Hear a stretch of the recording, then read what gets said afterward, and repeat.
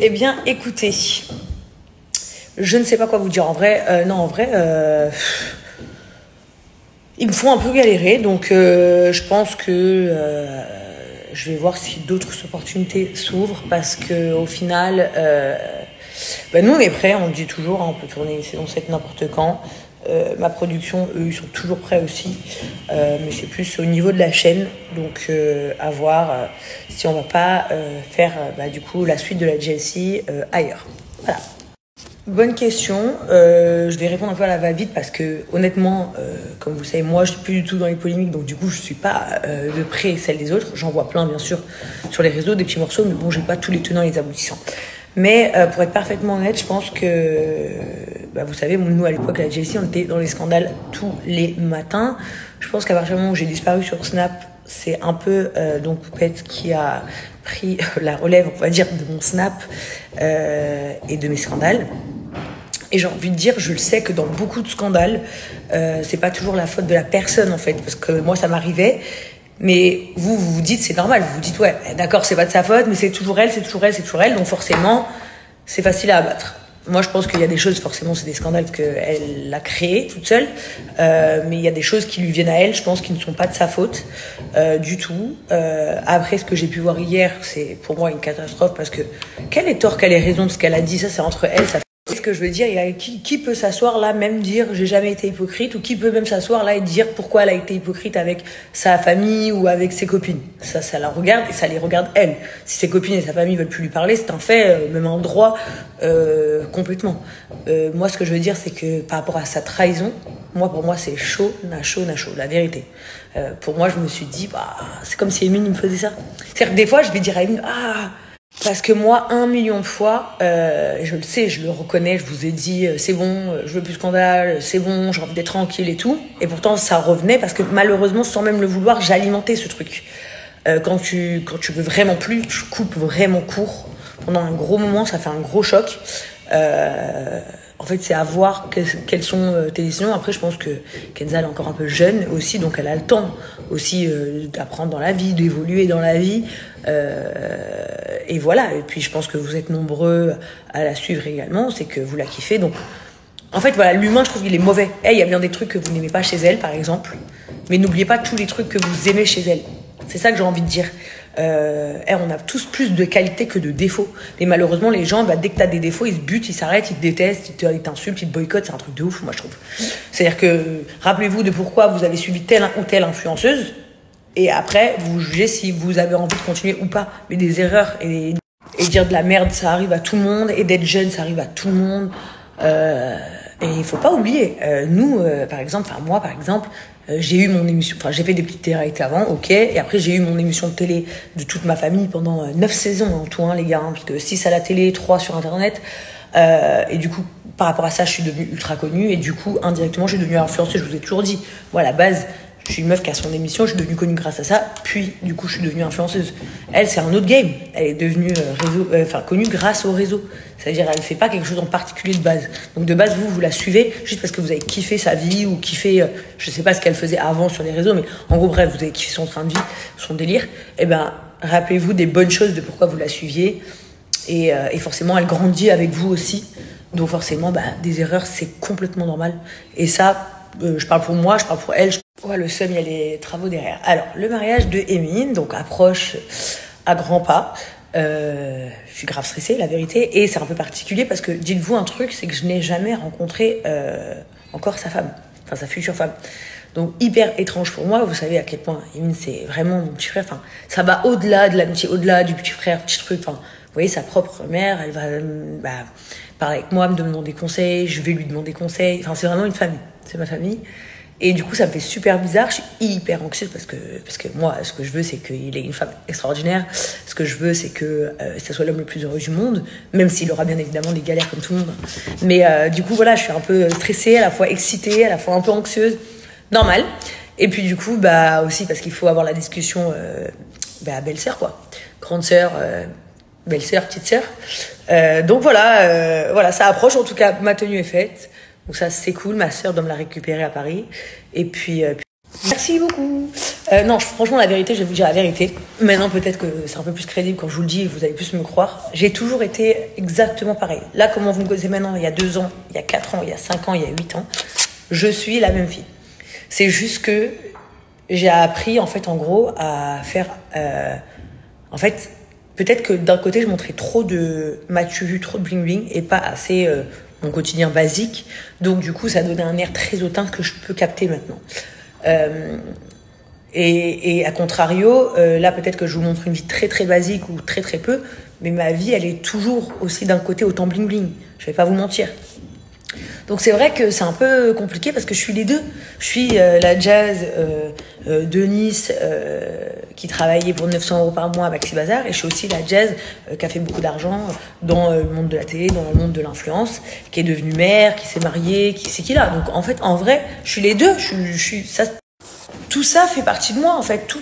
Donc, c'est vrai que j'essaie un peu de jauger ce que je vous montre et tout. Après, j'ai grandi, je vais pas vous mentir. C'est vrai que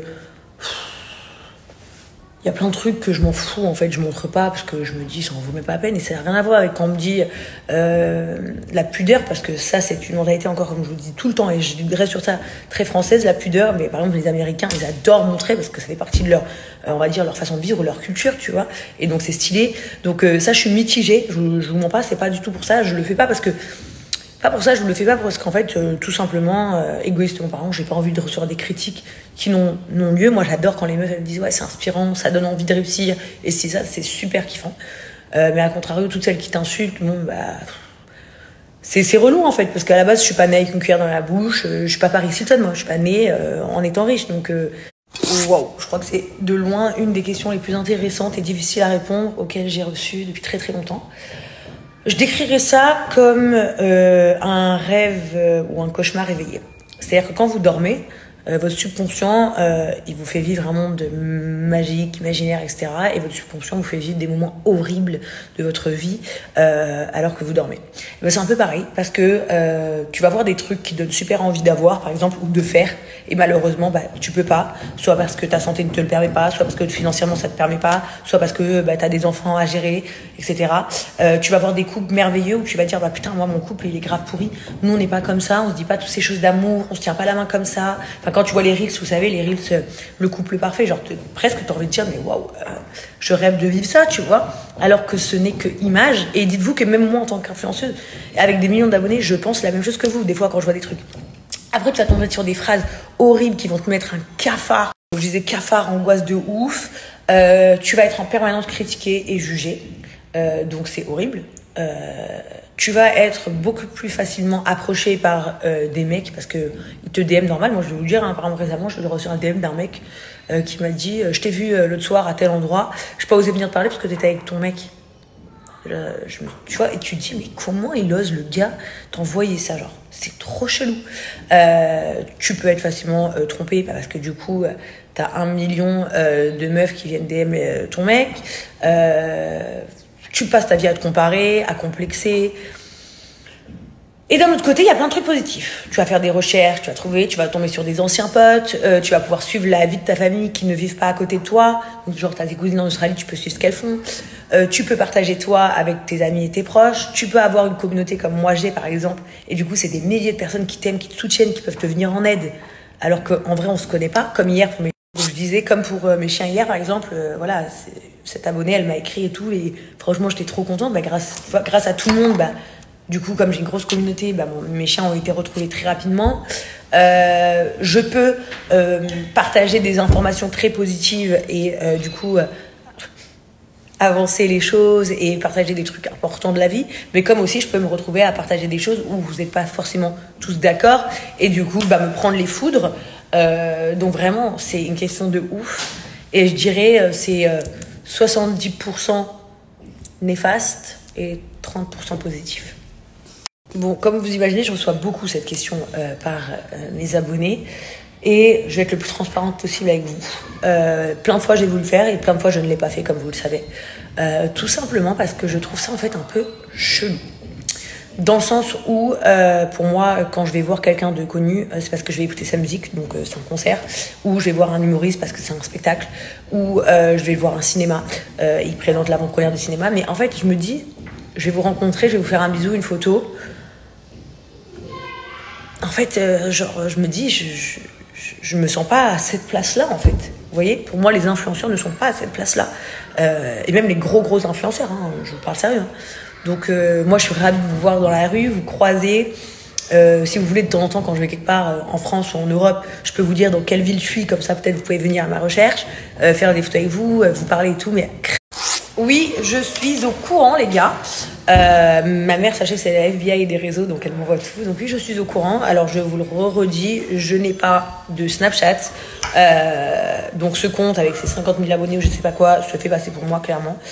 Si j'avais un compte Snapchat, ce serait un compte certifié. D'ailleurs, je vous précise, je n'irai jamais sur un réseau social où mon compte n'est pas certifié, justement pour ces choses-là de usurpation d'identité. Donc je n'ai pas de Snap depuis 2 ans.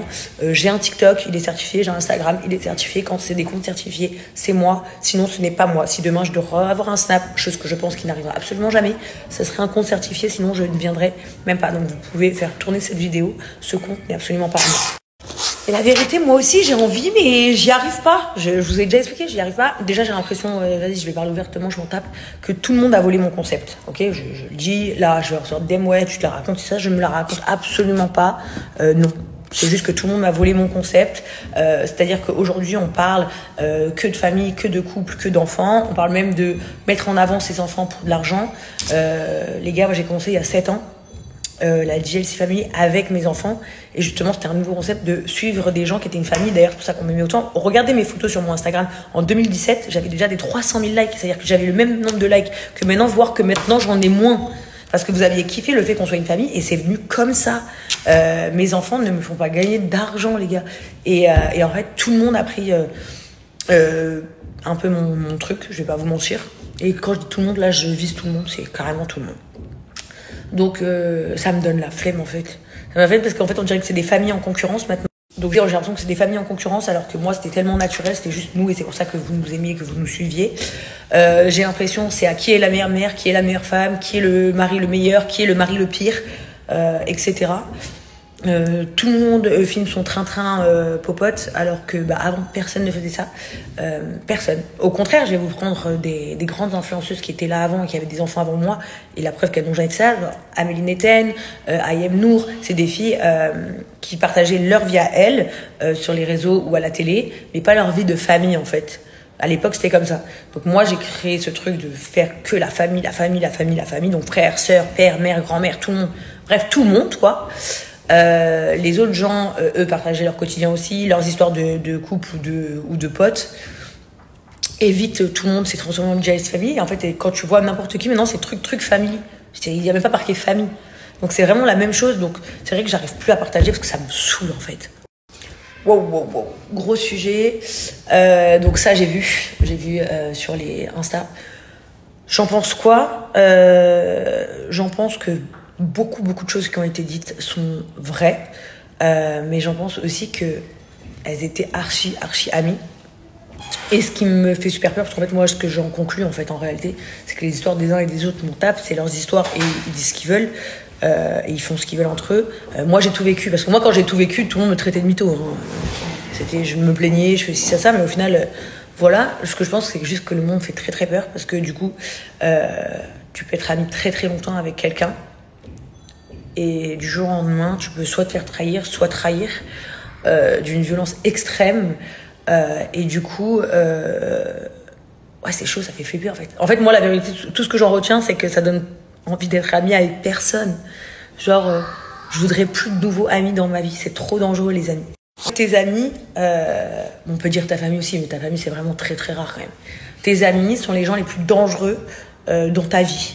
Voilà, dans ta vie pour tout. Tes amis sont les gens les plus dangereux, donc c'est pour ça qu'il faut vraiment les choisir bien. Et encore, j'ai envie de te dire que tu ne seras jamais en réalité, à part le jour où tu t'éteins, tu te rendras compte qui était ton ami pour toujours ou pas. Mais ce qui est fou, c'est que quand t'es jeune... T'as oublié quoi? J'ai oublié... Tu te rappelles quand t'étais petite que t'avais peur d'aller à l'école? Oui. Et comment c'est parti alors? Pourquoi t'as plus peur maintenant? Je sais pas. Comme ça, hein, en fait, en vrai. Du jour au lendemain. Et oui, elle va me de l'écran. Non, la vérité, c'est parti du jour au lendemain. Alors, regarde, montre bien tes yeux. Donc, ils sont bleu-vert. Et ils sont restés bleus jusqu'à l'âge de 4 ans et demi, je dirais. Hein. Vers 4 ans et demi, ils ont commencé à devenir... regarde-moi, Chelsea. Vous voyez, quand je recule la caméra, ils sont verts. Vers 4 ans et demi, ils sont devenus comme ça. Mais à la base, ils étaient tout bleus. Alors ça, je vais répondre parce que qu'est-ce que ça fatigue ces histoires. Moi et Noémie, il n'y a absolument rien et il n'y aura jamais absolument rien. Et du moins, il n'y aura jamais rien, même si un jour il y avait quelque chose sur les réseaux, parce qu'on est à la base comme des sœurs. Voilà, première chose. Deuxième chose, vous partez sur le fait de... Vous avez vu Maïsan avec Noémie, moi avec Emine, et du coup, il y avait des histoires entre Emine et Maïsan. Et c'est vrai que j'avoue, Noémie a un peu mis son grain de sel et a pris parti pour Maïsan et tout. Mais la vérité, je vais vous expliquer, c'est clair. Maïsan, c'est la copine actuelle de Noémie.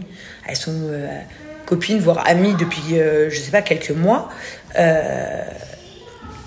Et c'est tout. Emine, c'est mon frère, ça n'a rien à voir. Comme je vous ai dit, moi, j'ai l'honnêteté et je suis sincère pour vous dire toute ma vie, mes frères et sœurs, Emine comme Noémie, peu importe, qu'ils aient tort, qu'ils aient raison, j'irai toujours de leur côté. Voilà. Noémie, aujourd'hui, elle a pris la copine de Maïsan, il n'y a pas de problème. Vous comprenez? En fait, c'est ça que je veux vous dire. Il y a aucun souci, genre, entre moi et Noémie pour ça. Elle a ses amis, moi j'ai mes amis. Et quand je dis mes amis, je compte pas Emine. Emine, c'est vraiment ma famille. Noémie, c'est vraiment ma famille. Elles ne font pas partie de mes amis. Genre, j'ai mes amis. Supposons, je sais pas, moi, demain, Maïsan et Noémie, elles se disputent avec ma copine, je sais pas, Chloé. Et ben là, ok, ça va être une histoire de copine-copine et on va gérer ça. Mais moi et Noémie, jamais de la vie on sera l'une contre l'autre pour quoi que ce soit. Et aujourd'hui, il n'y a pas de galère en fait. Ni moi par exemple personnellement avec Maïsan, ni nous dans notre famille, ni entre Emine et Noémie. Enfin, on fait la petite boutade, quoi, la petite gueule, vite fait, mais c'est rien de fou les gars. Et moi et Noémie, on est une famille, on se parle tous les fucking jours au téléphone, enfin par message, truc. Enfin genre ma mère c'est sa mère c'est ma mère. Il n'y a pas de... Enfin on n'est pas des copines des réseaux, les gars. On n'est pas des copines. Genre, concentrez-vous. Qu'est-ce qu'il fait, lui? Alors, non. Donc, je garderai toujours des maisons et des appartements à Dubaï parce que côté investissement immobilier, tout ça, c'est le top. Voilà, vraiment, je vais pas vous mentir, c'est le top du top. Donc, j'aurai toujours des pieds à terre à Dubaï. Mais, j'aimerais pas finir ma vie à Dubaï, mais j'aimerais surtout pas poursuivre encore longtemps mon quotidien, en fait. J'ai envie d'autre chose, voilà. J'ai envie d'autre chose. Peut-être dans les Émirats Arabes Unis même, peut-être même dans un pays voisin. Mais Dubaï, non. La vérité, j'ai plus du tout envie. Donc ça, c'est une bonne question. C'est pas simple, je vais pas vous mentir. Quand t'accouches, tu te sens pas bien. Tu te sens pas jolie. T'as pris du poids, donc forcément quand t'as ton gros ventre, tout passe. Mais quand ton ventre... ton bébé sort, c'est plus pareil. T'as pas le moral. Moi, j'ai eu une très très grosse dépression en plus. Chose qui m'était jamais arrivée pour mes autres enfants. Mais bon, après, j'ai vécu une année très très dure. Vous allez me dire, est-ce que tu peux me raconter cette année? Très bon, j'y arriverai pas. Mais en fait, je me force. Il faut toujours que vous arriviez à vous motiver en vous disant genre, mais si je le fais pas, est-ce que ma vie va rester intacte? Voilà. J'essaie de parler avec des mots un peu perchés, mais en gros, si tu te laisses aller parce que tu as des enfants, la vraie question c'est, ok, ton mari, il va peut-être rien faire du tout, il va continuer à t'aimer, mais est-ce que tu serais pas déçu de savoir que tu lui... Je disais, est-ce que tu serais pas déçu de savoir que tu lui plais moins? C'est une déception quand même. Ouais, en fait, j'aurais toujours cette motivation de me dire, je veux que mes gosses, ils trouvent que maman, elle est trop belle. Je veux que quand je viens les chercher à l'école, maman, elle est stylée. Je veux que mon mari, quand il me voit, et je vous le dis tout de suite, hein, comme ça c'est clair, tous les hommes, à l'unanimité, même celles que vous êtes sûrs que non, vous vous trompez, regardent d'autres meufs et ci et ça. Mais l'essentiel, c'est que quand ils vous voient, vous, ils disent, ma meuf, c'est un avion à côté. Ma meuf, c'est un pétard à côté. Ma meuf, regarde, elle a eu des enfants. Regarde comment elle est belle. Toutes ces choses-là, c'est hyper important. Malheureusement, quand on est un peu naïve, ou pas naïve, mais quand on veut y croire, on se persuade le contraire, mais c'est absolument tous les hommes qui regardent. Et du coup, ouais, en fait, il faut que ce soit ça vos motivations. Votre mari et le fait que vos gosses pensent que leur daronne est stylée. Je pense, hein, vraiment. Et ça part tout seul. Donc pour la première fois de toute notre vie, maintenant j'en ai un autre, on va faire Noël à Dubaï, que moi et Laurent et les enfants. Donc on n'invite personne cette année, chose qui n'est jamais arrivée. On n'invite personne parce que on a envie de se le faire en famille. Maman. Et puis après on ira en France, mais pas dans le sud, on va au ski avec notre famille pour faire une partie 2 avec toute la MIF. Mais voilà. Pourquoi je fête Noël avant qu'on me le demande, parce qu'encore une fois, je vous le répète, moi je me suis convertie, c'est une réalité, mais déjà premièrement mon mari est toujours chrétien pour le moment, il est portugais et mes enfants sont dans des écoles anglaises où Noël c'est quelque chose de vachement mis en avant et voilà, et tout simplement c'est horrible à dire, c'est devenu un peu une fête commerciale et je suis désolée quand je dis ça pour toutes les personnes qui tiennent à cette fête et vous avez totalement raison. C'est juste que c'est un peu la vérité en fait. Il y en a, vous êtes informés, my god, parce qu'il l'a dit, parce que je comprends rien, moi comme je ne suis pas sur Snap, je sais pas ce qu'il dit, ce qu'il dit pas. Il y a une première partie en France et une deuxième partie en Tunisie. Donc oui, bien évidemment, je serai aux deux. Au premier rang. Toi aussi, Ben? You going to Emin wedding? Yeah. Yeah. And you too, Kaden, hein? No. Alors, bon, je vais répondre. C'est 50-50. Je vais pas mentir. Déjà, Love. Eh oh, José. Lui, par son iPad, il joue, il s'enflamme. Alors, 50-50. Déjà, Love et London, je les mets toujours dans les sièges auto. Ou alors, c'est que on reste dans mon quartier. Parce que dans mon quartier, il y a une petite épicerie, il y a un petit truc. Ok, on prend 2 secondes, je fais les genoux à l'arrière. Je vais pas mentir. Mais sinon, Love et London sont toujours dans les sièges auto. Chelsea et Kaden, ils ont des rehausseurs, là, des sièges, vous savez, que vous asseyez dessus. Et je suis une grosse merde, je vais vous dire la vérité. Parce que quand ils sont dans la voiture où il y a les sièges, ils sont toujours dessus. Mais quand on prend une autre voiture, des fois j'ai la flemme d'aller les prendre. Donc je leur mets directement la ceinture. Voilà. Par contre, ça arrive beaucoup de fois aussi, on compte ma story, on me dit ils n'ont pas de siège auto, alors qu'ils sont sur les rehausseurs. C'est juste que quand on filme, vous ne voyez pas les rehausseurs. Voilà. Vous allez me dire que les rehausseurs, ce n'est pas à partir de je sais pas quel âge. À Dubaï, les rehausseurs, c'est à partir de 4 ans. Voilà. Et puis voilà. Je suis honnête. Et je suis de merde. Par contre, là, je me justifie, mais en vrai, je suis de merde. De 1, je la trouve très jolie. De 2, je trouve les haters dégueulasses, mais à vomir, parce que déjà, de toute façon, les Miss, excusez-moi, dites-moi le jour où il y en a une qui a été élue et que c'était THE avion de la chasse de l'aîné, non. Tout le monde a des avis et des goûts différents. Je pense pas que nous, on ait des jurys pour savoir ce qui est la Miss en France, etc. Voilà, si elle a gagné ce qu'elle le méritait, point barre, en fait, il n'y a même pas à discuter. J'adore les trucs comme ça. Ah non, mais c'était pas elle, mais c'était lui, mais cousine, si elle a gagné ce qu'elle le méritait, fin de l'histoire. Fin de l'histoire, il n'y a même pas à polémiquer en fait. Mais je trouve que vous, c'est chaud. Eh oh comment vous détruisez les gens. Je vais le bouffer. Bon, en tout cas, je pense que j'ai répondu à cette question-réponse. Ça dure archi longtemps là. Je vous ai soulé. Donc, je trace. Bon, je vais continuer un peu parce que quand même, il y a des questions trop intéressantes. Vraiment, j'en pense que c'est une catastrophe. Voilà. Et que sous prétexte qu'on soit connu, que les gens aient de l'argent, que les gens aient réussi leur vie même le banquier, hein, d'autres se permettent de te voler. Bon, déjà ça c'est dégueulasse, mais façon, disons, c'est que des sous, du matériel. Je pense qu'ils se rendent pas compte des traumatismes qu'ils laissent aux gens. Moi-même j'ai été traumatisée, je ne vais pas revenir dessus, je l'ai dit maintes et maintes fois. D'ailleurs, ce même mec a tenté de contacter Emin. Le mec il nous a braqué. J'ai regardé ma story concernant ma sœur parce que bon, ce que je voulais dire, hein, moi les termes exacts je les connais jamais. Mais en gros ce que je voulais vous dire, c'est que je pense que la réussite de ma sœur est amplement méritée. Que justement elle n'a pas été assez valorisée au début. Donc oui, parce que peut-être c'était ma sœur, peut-être par rapport à d'autres raisons, je sais pas, mais je pense qu'elle a été sous-estimée de ouf et que malgré le fait qu'elle ait marché vachement seule, genre elle a vraiment continué à percer et avancer seule, et merci à vous d'ailleurs, parce que c'est en grande partie grâce à vous, tout son public. Elle a réussi à avancer, à continuer à pas lâcher prise, surtout à pas s'arrêter avec les obstacles qui se mettaient en travers de son chemin, qui ont été parfois douloureux. Hein. Elle est encore jeune, Eva, hein. Aujourd'hui elle a 22 ans, hein. Donc imaginez depuis qu'elle a commencé. Et je pense qu'elle est vraiment sur une lancée d'une nouvelle carrière. Elle a cru en elle, elle s'est accrochée, même parfois quand elle a voulu, moi je vous le dis, hein, comme ça, des fois elle a voulu un peu baisser les bras, elle n'en pouvait plus. Elle est toujours allée plus loin que ce qu'elle pouvait. Et je pense que voilà, c'est grave mérité. C'est pas parce que c'est ma famille, c'est parce que je le pense sincèrement comme plein d'autres personnes. Hein. Mais là, forcément, je pense que c'est vraiment mérité.